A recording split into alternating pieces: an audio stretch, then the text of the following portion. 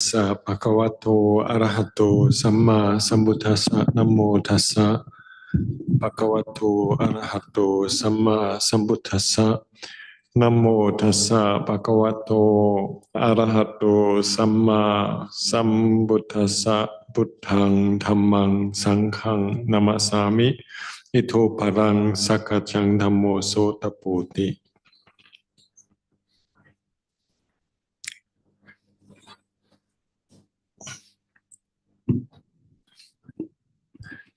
I'd like to ask permission from the elders from the Sangha and give my warm, welcoming well wishes to everybody in Arañña, Saṅghārāma, and also I think we're online.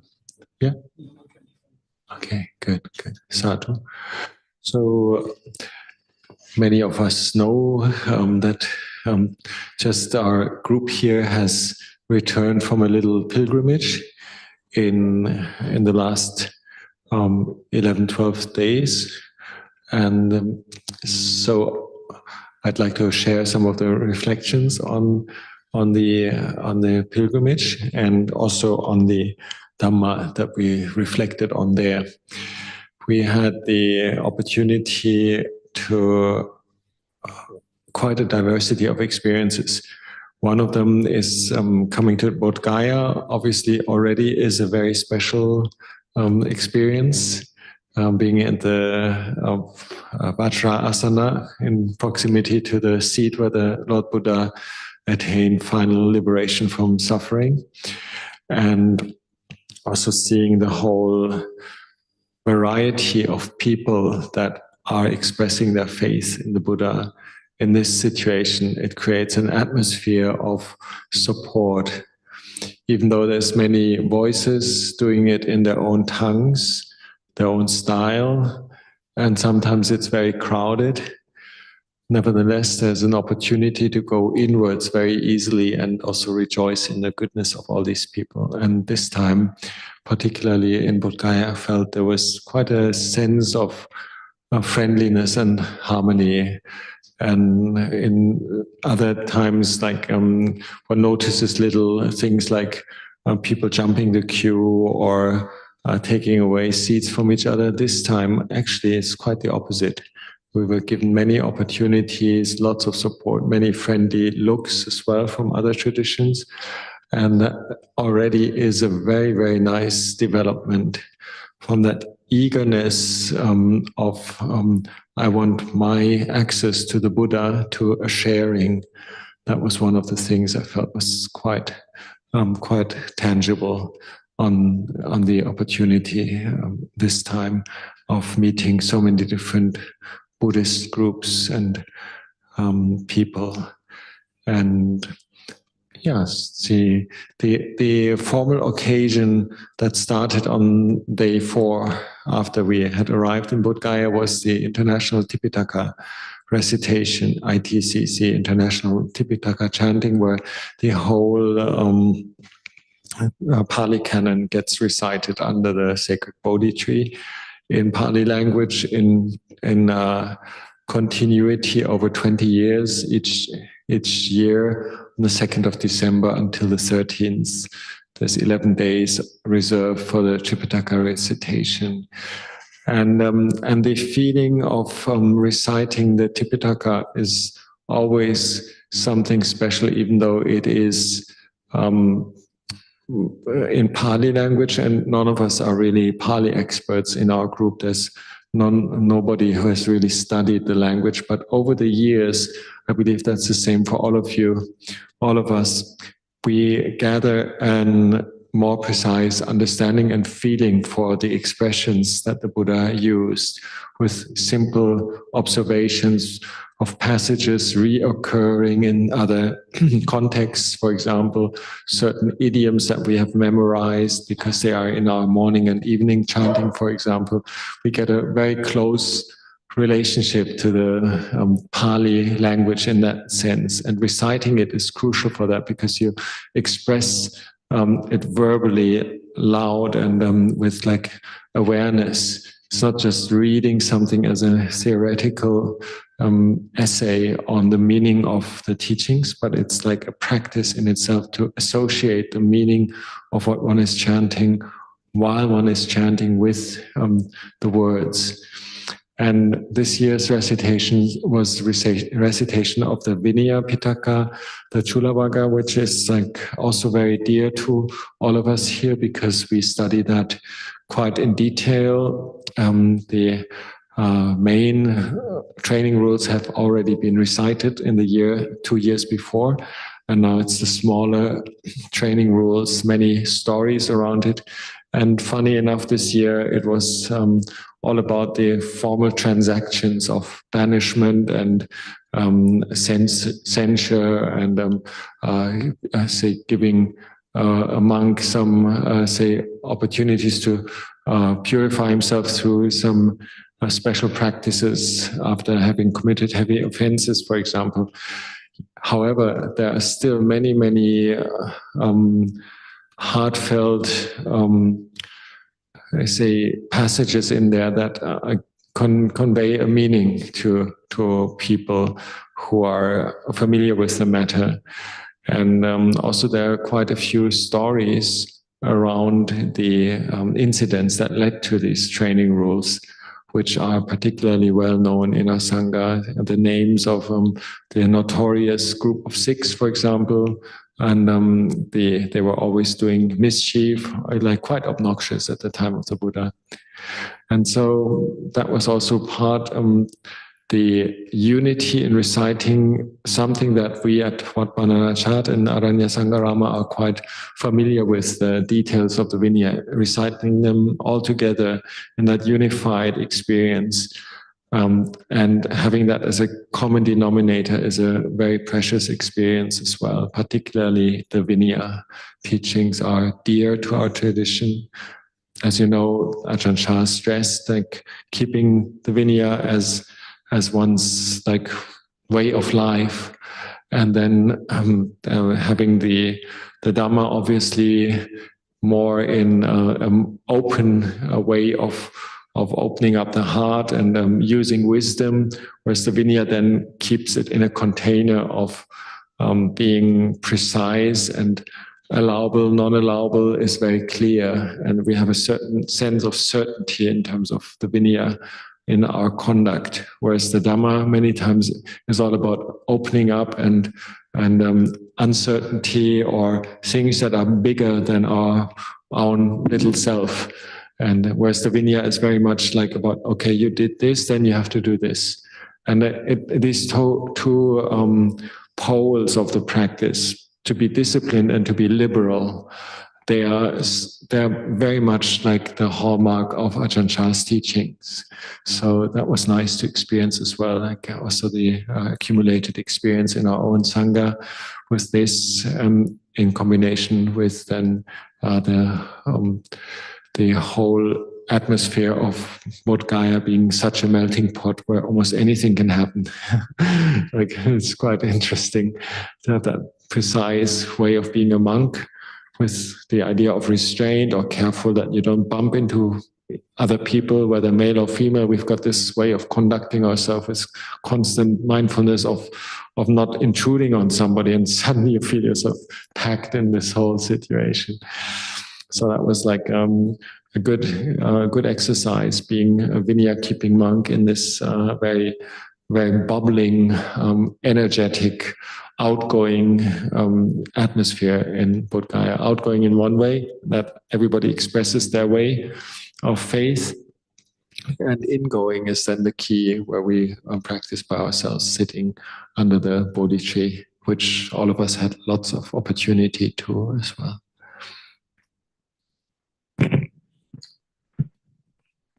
So I find myself in a quite difficult situation now, trying to explain a little bit what is happening in a place like Bodhgaya.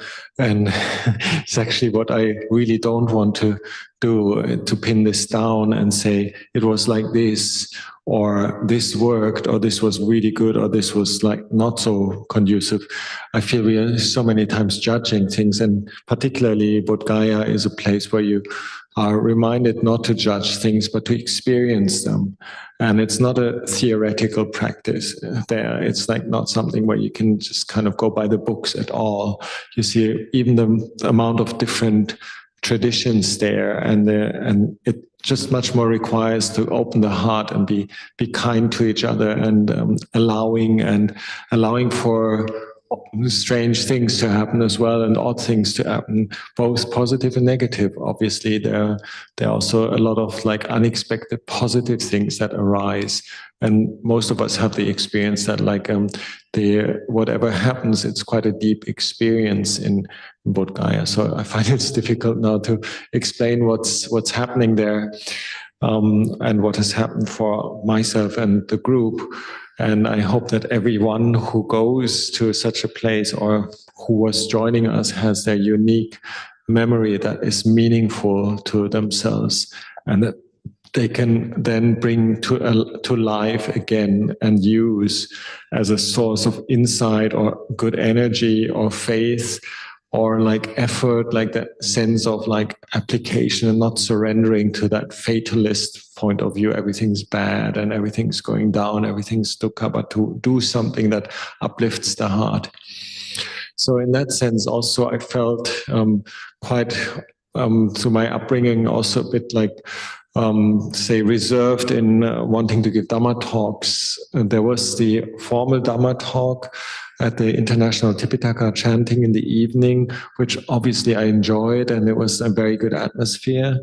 And it was open in that sense that I didn't have a particular agenda of communicating something, say, particular. It's more about praising the atmosphere and giving support to people, like in that sense of harmony there. And then we had our own little program, which I thought we're all experienced practitioners. Like there's no beginner with us. Like, and we're all many years together, and the monks are in it like with their whole life, in terms of like having Dhamma and Vinaya practice 24/7.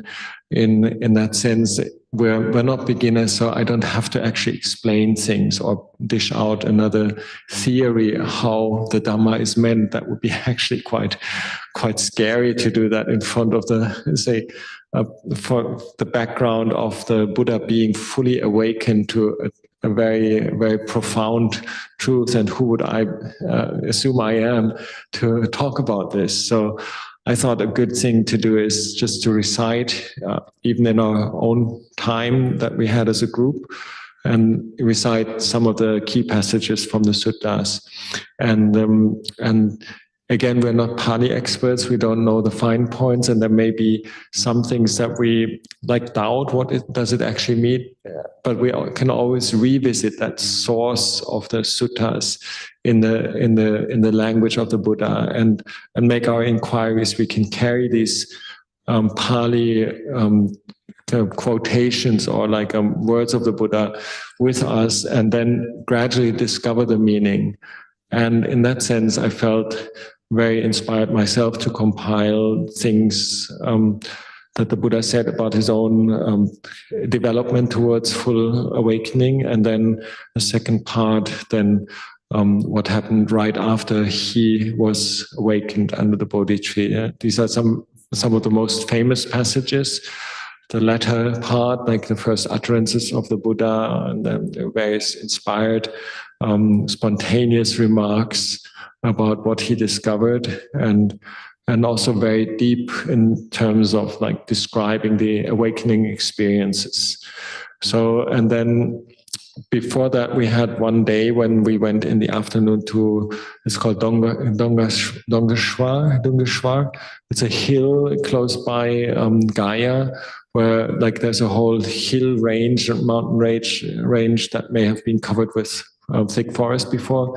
It's quite rocky now, and it extends all the way in one line to Rajagir, and the beginnings are close to the Falgu River or the Neranjara River in Gaya. So, and there's a particular spot that I like very much, is the spot where the Buddha did his ascetic practices, and had this the trial and error period of finding out what would work. And he was going by the externals, by these are the methods to do things. This is how you practice, like all the recommendations, all the techniques, and all the say rituals, and all the say ascetic techniques, one can say. And then he didn't succeed with this, and got only weaker and weaker, and was using more and more force. And then the happy end is he went down to the banks of the Neranjara and remembered that spontaneous, like letting go that he experienced as a boy under the rose apple tree, and got inspired then to find the middle path and eat again and gain strength, and physically let go of that program. Got to be the stricter the better, and just then things opened up. So this is a very powerful reflection. And I remember when we read out these things, both in English translation and then also chanted in Pali, we were actually, as a group, it was fairly big, like with 27 people. So we were quite in the way, actually. We did leave a space for people to pass by. And there was also another half of the whole terrace there at one of the rocks up there, where people could sit.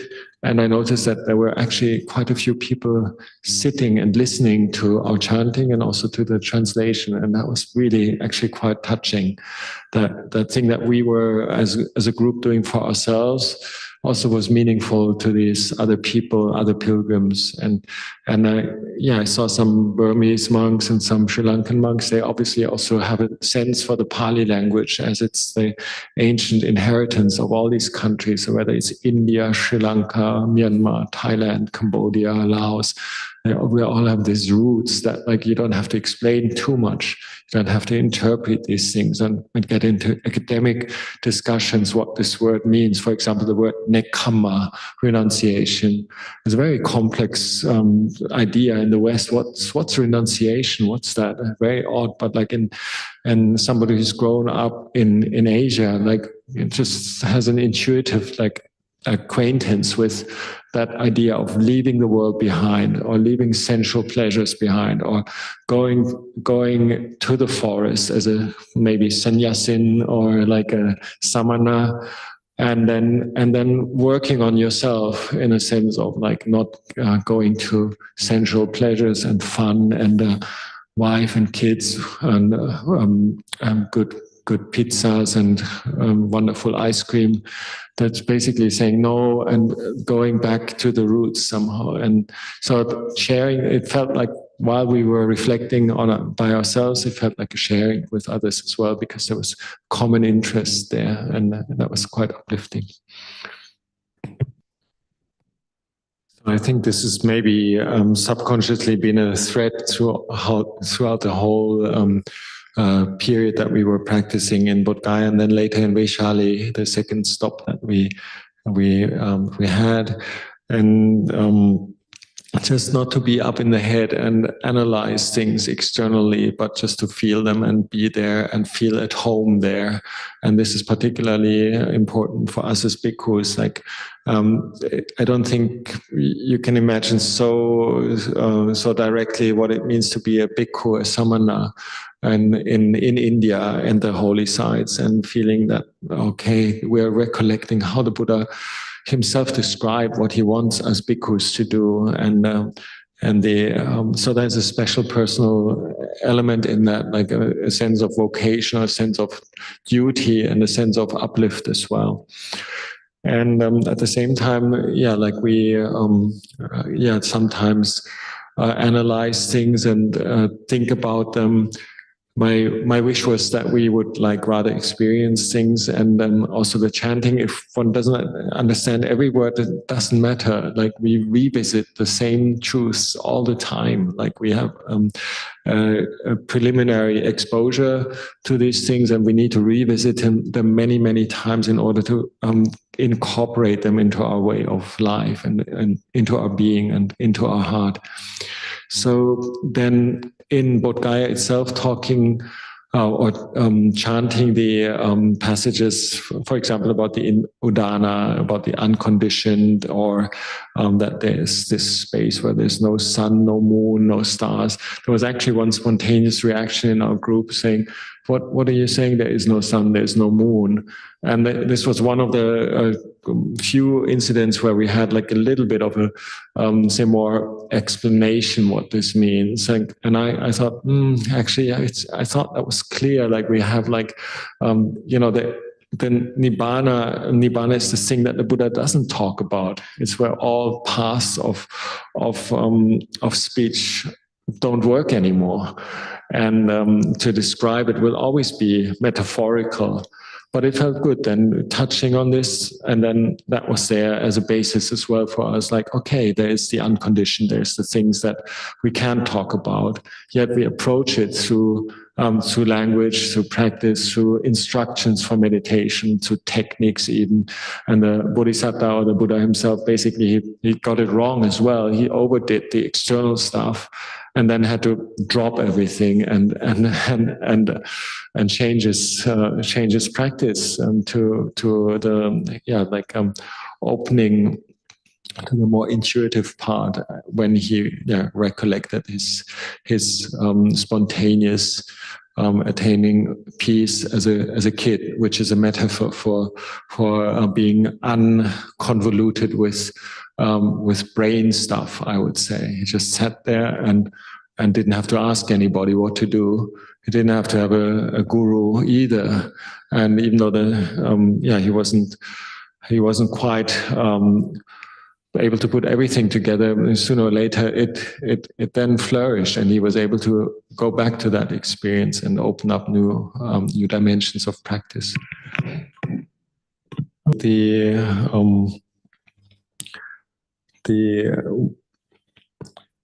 underlying sense of effort is also something that is there when we are in Bodhgaya or in any inspiring place. Is that feeling of like we need to work on ourselves, and we need to say strive is a word, like, which means like we have energy and we feel inspired, and we can do things that we may not be able to do otherwise because we've got this backwind of like good energy and good group things, and that was tangible, obviously.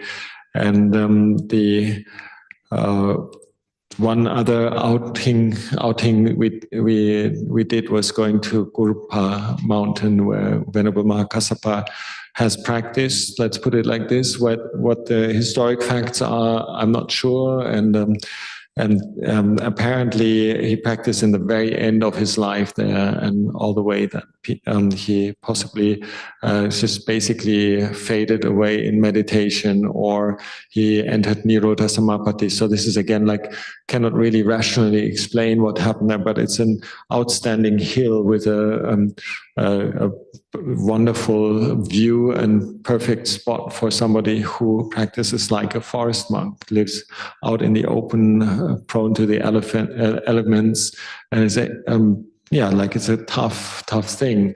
And so that element of us as forest monks was like apparent for me as a reminder: don't take things too easy. It's not about just renouncing the ice cream or so, and it's also about putting forth effort and making a huge climb.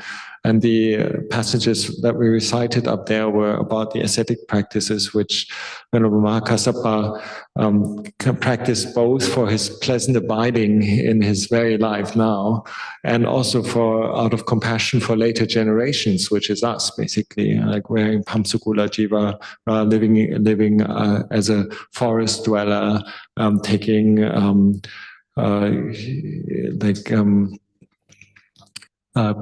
alms food constantly as a practice, not to eat other things and on what he gets on alms food and things like that, classic Dhutanga practices.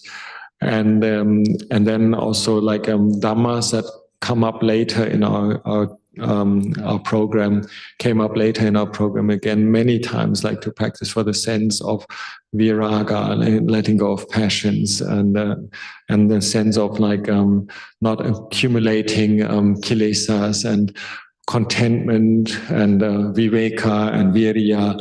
These are like parts of the emphasis in our own tradition, and they were well expressed in these very words of Venerable Mahakassapa in the Theragatha, for example, or like in the suttas where he explains why he's doing these practices. So that was a personal also like reminder.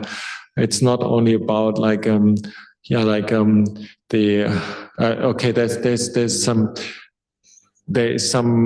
the goal, the stakes are very high in terms of renunciation. It's not only about like simple things, like actually like if somebody practices on the level of Mahakassapa, it's about life and death. Basically, you do a lot of things where you actually feel it's really not comfortable. And so that was another aspect that we were able to take in on the Guru mountain. And also the beauty of nature at the same time, plus the challenges. So these are just my short little notes on that part. In Bodhgaya, just freestyle, doing our own practice, and partly, the background, still the Tipitaka chanting going on, and also a lot of monks that over the years I've met there, and we're paying respects to each other and meeting. So it was a very friendly parting from Bodhgaya, but there's always a little bit of say kind of like sorrow in oneself when one needs to leave Bodhgaya somehow. And we had scheduled like to go to Vaishali, but it was actually good then to be in a more quiet and confined place with less of the whirlpool of experiences of Bodhgaya.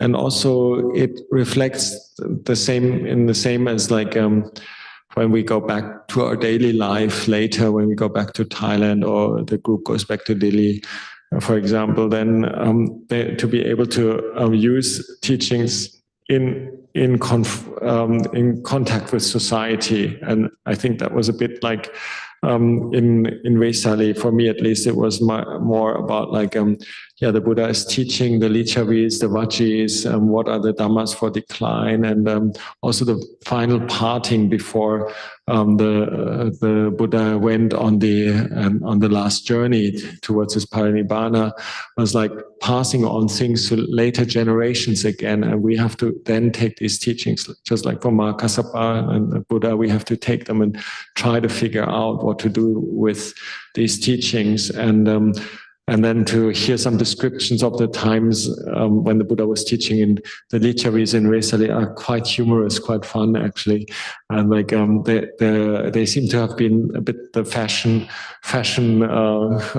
modern, say kind of like modern people in the time of the Buddha, the lichavis. And the Buddha even said, if you want to know how the gods of the 33 are, just look at the lichavis, colorful, playful, and whatnot, yet profound, and yet like not like so that how does the Buddha relate to society, and also what do we take from this, and how strict shall we be, like, and what are the dhammas of non-decline, and what are the things that are really essential. For example, when the Buddha then passes on the message to us, there won't be any future sasada, but like you have to be your own refuge, you have to be your own island, and don't take any other thing as an island. And so that was a bit of theme for myself in Vaishali, like thinking, yes, like we're in this world and we have to make this work. The teachings of the Buddha and a lot of the human defilements, a lot of the playfulness or the overdoing things are the same as in the time of the Buddha. And how do we react to it without going to the other extreme of being idealistic and being too tough and too strict, and then exhausting ourselves. So it was an ongoing theme for myself.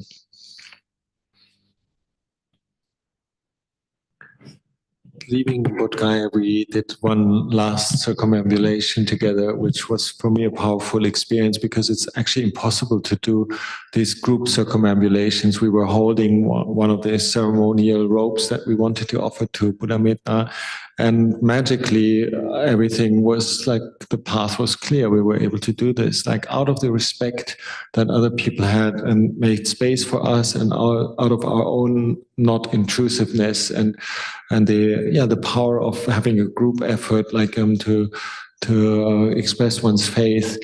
And that was respected by people, and we were suddenly given access to this last final ritual in Bodhgaya. Similar things happened in Vaishali when we actually were arrived just 5 minutes before the gates closed, and we were let in still, maybe through the friendliness of our organizing team, and maybe through the power of the Sangha, or maybe through the whole of the group.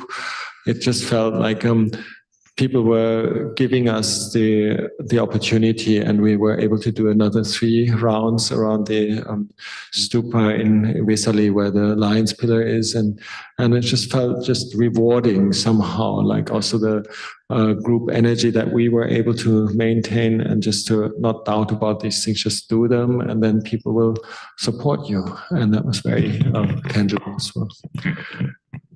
Also in other areas, the feeling of being, say, supported, and feeling of belonging to this scene, whether it's walking through the villages, and similar to here in Rampaganda, for example, with this ancient culture of India, and the samana being meaningful to people, plus the group of like respectful human beings that are relating with human kindness to people that they meet, like our whole group altogether. This was like actually really uplifting, thinking there's not many people in the world, many places in the world that people can experience this, and also not many forms of like interacting with each other that people get the benefit of that support of like being given respect, or respecting others. And so that felt very uplifting in these very down-to-earth situations in Bihar. And I don't feel threatened by these beggars, or I don't feel threatened by the apparent simplicity of life there. It just feels like, samana belongs there somehow. And or like there was quite an amount of people that were probably in Bodhgaya and the surroundings for the first time, traveling all the way from Maharashtra. They definitely had the energy of, this is a very special, unique opportunity. And it was literally for us as monks, it was 3 steps, 1 bow. There were always some meoks, as we say in Thailand, like upasikas, elderly upasikas that are practicing and very faithful, that wanted to have get a blessing, or wanted to kind of just look at us, or the younger ones take a photo, which is just like didn't feel wrong at all, because like it felt a unique situation and genuine respect. And so I feel that was also part of the whole uplift of this group. And on the last day in Vaishali, we had also 2 very important recollections. Like in the chanting, one was the founding of the Bhikkhuni order in Vaishali, which is like mind-boggling that the Buddha was able to do that, and also the personal advice he gave to Mahapajapati Gautami, which is something I had like waited for somehow, because it's like the summary of all these like things that are also in Venerable Mahakassapa's teachings, or in the idea of renunciation, not getting carried away by sense pleasures. These are the real practical topics that we're working on, like contentment and fewness of wishes, and I find them so up to date, and so that was a real gemstone for me. The whole topic of like, yeah, renunciation, not getting carried away with things, not aggrandizing things, and not socializing all the time, and not having like that profiling with externals like that determines us so much. And then so that was one of the summaries of the Dhamma. What is Dhamma? What is Vinaya? As we know, and I also talked about this under the Bodhi tree. It's quite dear to me, this list, 8 Dhammas. And then in the afternoon, we had the chance to go to Kesariya Stupa, and whether it's historically 100% accurate or so, for me, doesn't matter. These places are symbols, and these places tell a story, and they have an aspect to them that we can then process bit by bit and work with it, and build our associations with it. And so we chanted the Kalama Sutta, the Kesamutti Sutta at Kesariya. And as most of us know, the Kalama Sutta is one of the, so to say, hallmarks of Western modern Buddhism. Like, don't believe anything, don't have this and that attitude, and you basically follow yourself. And yes, but at the same time, the Buddha also has this side of like, okay, the ascetic practices, or like the Vinaya, these things that are actually recipes, how you do things. So that whole middle way between letting go, freestyle, don't believe anything, don't be anything, and that sense of discipline, for example, with Venerable Mahakassapa, or the sense of like, yeah, like the Vinaya that we recited in Bodhgaya with like all these like minute details. So exploring the Kalama Sutta is a big topic as well. But for me,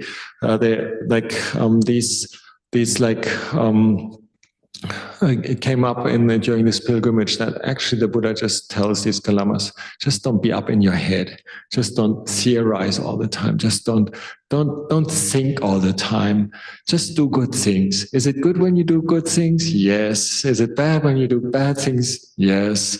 So very simple things, just go back to the basics, do wholesome deeds, which is the continuation of after the Buddha talks about all the things that you can get misguided by, and by various teachers telling their theories and telling their logic and so forth.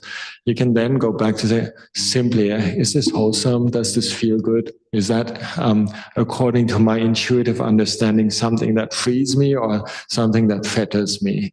And then it contains my favorite chant, is the Metta Sagatena, the 4 directions of like 4 Brahma Viharas. And so that was like the conclusion for me, like, okay, go back to your own heart, just like I thought, like we don't have to talk too much about it, don't have to interpret too much about it, just go to that intuitive feeling. What we are discovering in this process of practice is like not so easy to define. You can't really pin it down 100%, but follow your heart basically, and open up this capacity to know, is it wholesome? Is it unwholesome? Is it leading to something good? Then let's do it. And does it feel supportive? And that was something I could really extract from this little pilgrimage, and want to share this for tonight. I think that's probably enough. Otherwise, I'd get too much into explaining things that can't really explain. Ayam Dhammagatha sadhukaram karamase sadhu sadhu sadhu anumodami. Respects to Buddha Dhamma Sangha.